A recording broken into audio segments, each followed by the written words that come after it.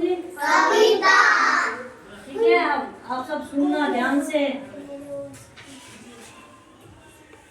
कविता किसकी है बताए?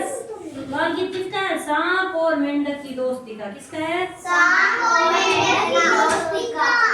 एक सांप ने एक झील में रहने वाले सारे मेंढकों को खा जाने की योजना बनाई। एक झील क्या होती है?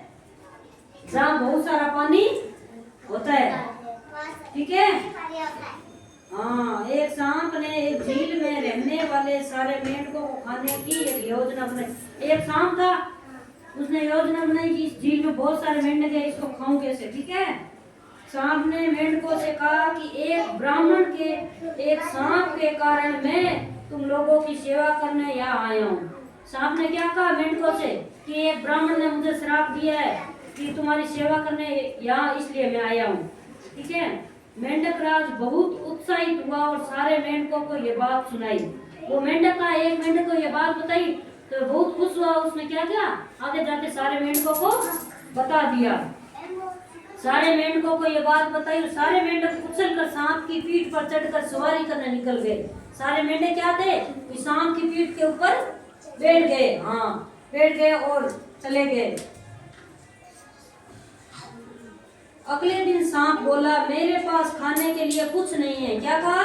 कुछ नहीं है। अगले दिन, एक दिन तो सांप ने उनको पीठ पे बिठा के सबको घुमाने ले गया। दूसरे दिन कहा कि मेरे पास तो खाने के लिए कुछ है ही नहीं।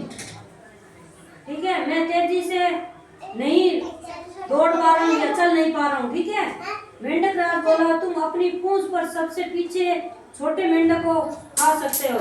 मेंढक राज ने क्या कहा कि तुम्हारी पूंछ पे सबसे छोटा मेंढक बैठा है, उसको तुम खा सकते हो। और सांप ने वैसा ही किया। कुछ दिनों में सांप एक एक करके सारे मेंढकों को खा गया। सांप ने क्या किया कि रोज रोज एक एक पीछे वाले पूंछ पे बैठा रहता उसको खा गया।